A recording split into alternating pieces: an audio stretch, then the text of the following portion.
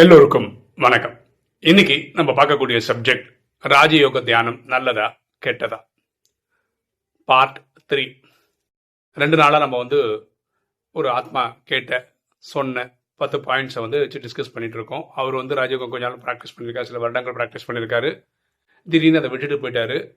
அவர் ஒரு 10 பாயிண்ட்ஸ் கொடுத்துருக்காரு. இது புதுசாக ராஜயோகம் கற்றுக்கிறவங்க இது கேட்டுட்டு வேணும்னா வராங்க, வேண்டாம்னா விட்டுட்டு போயிடுங்கன்றதுக்காக போடுறாரு.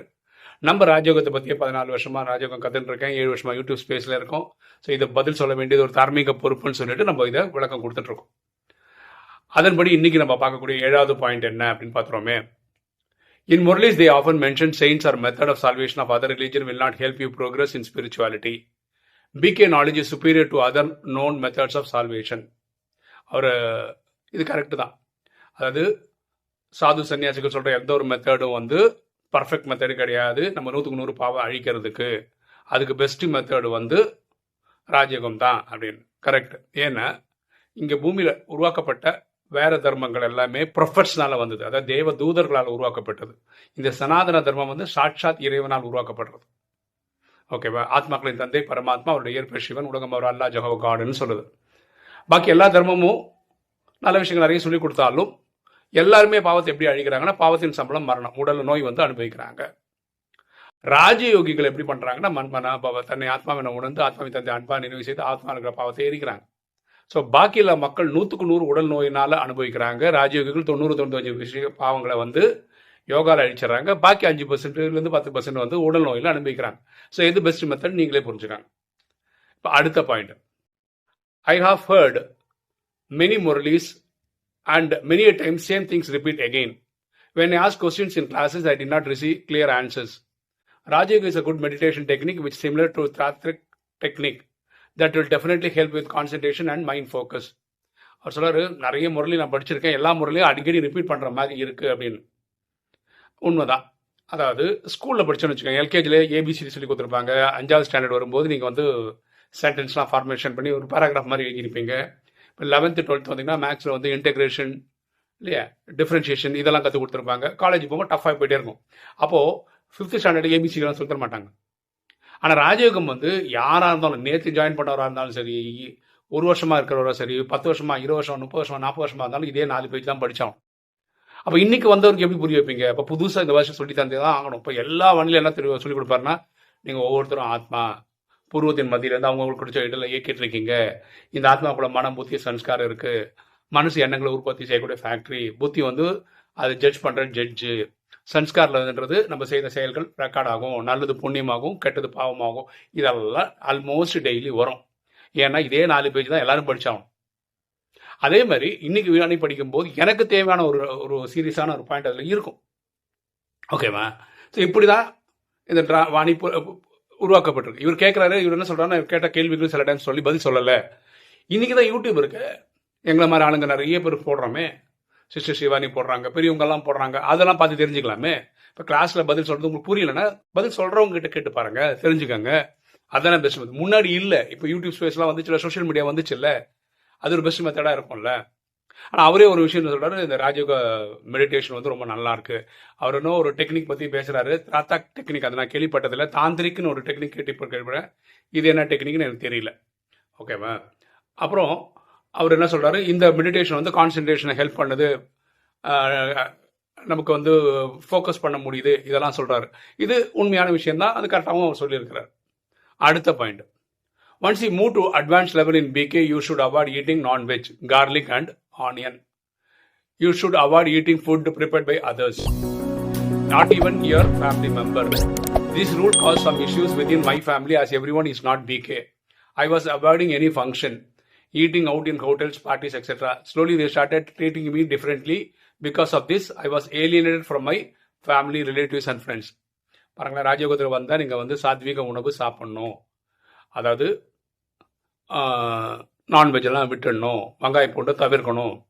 ஆக்சுவலாக இது எதுக்கு ரொம்ப சிம்பிளாக சொல்லணும்னா, அன்னம் போல் எண்ணம், எண்ணம் போல் வாழ்வு. நீங்கள் எப்படி சாப்பிட்றீங்களோ உணவு, அதுக்கேற்ற மாதிரி தான் உங்களுக்கு தாட் ப்ரொடியூஸ் ஆகும். தாட் எப்படி ப்ரொடியூஸ் ஆகுதோ அதுக்கேற்ற மாதிரி தான் உங்கள் வாழ்க்கையும் நல்லாயிருக்கும். அதுக்காக நீங்கள் சாத்வீக உணவு சாப்பிடுங்க அப்படின்னு சொல்கிறாங்க. ஓகேவா? இங்கே அடுத்தவங்க சமைச்சு சாப்பிட்டா என்ன ஆகும்னா, உங்களுக்கு அவங்களோட எண்ணெய் அலைகள் அது வழியாக வெளியே வந்துடும். ஃபார் எக்ஸாம்பிள் ஒரு கடையில் போய் ஒரு டீ குடிக்கிறீங்கன்னு சொல்லி, இது சூடாக்கின பொருளுக்கு தான் பொருந்தும், ஓகேவா? அவர் ரொம்ப துக்கத்தில் இருக்கான்னு வச்சுக்கலாம், அவர் சூடாக தயாரித்து கொடுக்கும்போது அவருடைய எண்ணெய் அலைகள் இது வழியாக வரும். நீங்கள் அன்றைக்கி ரொம்ப சந்தோஷமாக இருந்தால் கூட இந்த டீ குடிக்கும்போது அவர் எண்ணெய் அலைகள் உங்களுக்கு தாக்கும். நீங்கள் ஒரு நல்ல ராஜயோகின்னு வச்சுக்கோங்களேன், நல்ல பவர்ஃபுல்லான, எங்கள் பரமாத்மாவே சொல்கிறார். இப்போ நான்லாம் ஒரு டயபெட்டிக் பேஷண்ட், ஓகேவா? எனக்கெல்லாம் ஒரு 12:15 1 மணிக்குள்ளே சாப்பிட்றேன்னா எனக்கு மயக்கமே வந்துடும். அப்போ நான் ஒரு இடத்துக்கு போகிறேன்னா யோகா பண்ணியே சாப்பிட முடியணும். இல்லை அந்த மாதிரி உணவு சாப்பிடணும். வாழைப்பழம் சாப்பிடலாம், அது வந்து குக் பண்ணி எல்லாம் கடையில் பழங்களாக கிடைக்குது, அது சாப்பிடலாம். பிரெட் பேக்கெட் மிஷின் தயாரி, அது சாப்பிடலாம். இப்படி நீங்கள் வந்து உங்களோட இது ஃபோக்கஸ். அதே மாதிரி இந்த ராஜயோகம் ப்ராக்டிஸ் பண்ணுறோம் பார்க்குறவங்ககிட்டலாம் வந்து நான் வந்து நான்வெஜ் சாப்பிட்றது இல்லை, நான் சாத்விக உணவு சாப்பிட்றோம், வெங்காயம் போட்டு தவிர்க்க, இது எல்லா இடத்துலையும் சொல்லி பப்ளிசிட்டி பண்ண வேண்டிய அவசியம் என்ன இருக்குது? இந்த லௌகீக பிராமணர்கள் பிறந்ததுலேருந்து நான்வெஜ் சாப்பிட்றது கிடையாது. பிறந்ததுலேருந்தே அவங்க வந்து சாத்விக உணவு தான் சாப்பிட்றாங்க. அவங்க என்ன போகிற இடத்துலலாம் பில்டப் கொடுத்துனே இருக்காங்களா என்ன? தேவையில்லை. இந்த மாதிரி பில்டப் கொடுக்குறவங்க தான் மாட்டிக்கிறாங்க. சொந்தம் பந்தங்கிட்டலாம் எத்தனையோ பேர் நான்வெஜ் சாப்பிடாதவங்க இருக்காங்க. அவங்களுக்கெல்லாம் எந்த பிரச்சனையும் கிடையாது. ஒரு ரொம்ப நாளாக நான்வெஜ் சாப்பிட்டுட்டு இருந்தோம், திடீர்னு விட்டு இந்த மாதிரி பில்டப் கொடுக்குறது தான் நிறைய இடத்துல தனக்கு ஒரு தற்பெருமைக்காக இப்படி சொல்கிறதுனால தான் ப்ராப்ளம். நான் நான்வெஜ் விட்டுருக்கேன், அதுக்காக நான் வந்து ரொம்ப கஷ்டப்படுறேன், நான் வந்து பயங்கர சீன் காட்டுறேன் அப்படிலாம் ஒன்றும் கிடையாது. நான் ஒரு வாட்டி எங்கள் ஊருக்கு போயிருந்தேன், கேரளாவுக்கு. எங்கள் வீட்டில் மாமா வீட்டுக்கு போயிருந்தேன். அவங்க வந்து எல்லாமே ஃபிஷ்ஷு குழம்பு, ஃபிஷ்ஷு வறுத்தது, ஃபிஷ்ஷு. ஏன்னா அன்னைக்கு ஒரு காலத்தில் நான் சாப்பிட்டுட்டு இருந்தேன், அதனால அப்படிலாம் பண்ணி கொடுத்தாங்க. நான் என்ன பண்ணேன், அவங்களை எந்த டிஸ்டர்பும் பண்ணல, வெறும் சாதத்தில் தண்ணி ஊற்றி சாப்பிட்டேன். ஏன்னா என்னோட பாலிசி அது, நான் சாப்பிட மாட்டேன். அவங்களையும் நான் கஷ்டப்படுத்தலை. நீங்கள் எனக்காக புதுசாக ஒரு குழம்பெல்லாம் பண்ண வேண்டாம், இவ்வளோதான். அடுத்த வாட்டி போகும்போது முன்னாடியே சொல்லிட்டேன், எனக்கு எதாவது ஏன்னா மறந்து போய் அவங்க பண்ணிட்டாங்கன்னா இப்படி தான் இருக்கணும், யுக்தியாக நடந்துக்கணும், அவ்வளோதான். இவர் சொன்ன 10வது பாயிண்ட்.